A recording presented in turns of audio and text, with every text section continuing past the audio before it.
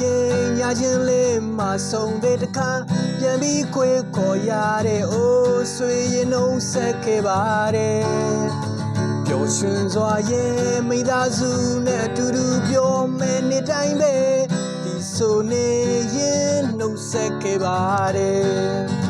တို့တော်မယ်နှုတ်ဆက်ပါတယ်နောက်နေ့ရောက်ရင်တခါပြန်ဆုံးမယ်နေ့တည်းမှာ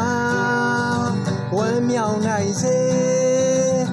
ဆုတောင်းရင်နဲ့နှုတ်ဆက်ခဲ့ပါတယ်ဒီဇင်ဘာရဲ့ညချင်းလေးမှာဆုံးတဲ့တခါပြန်ပြီးခွေခေါ်ရတဲ့အိုးဆွေရင်နှုတ်ဆက်ခဲ့ပါတယ်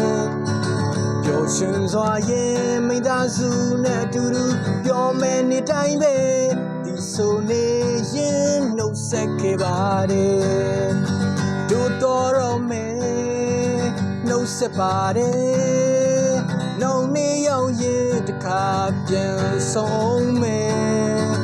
ဒီနေ့တည်းမှာဝမ်းမြောက်နိုင်စေဆုတောင်းရင်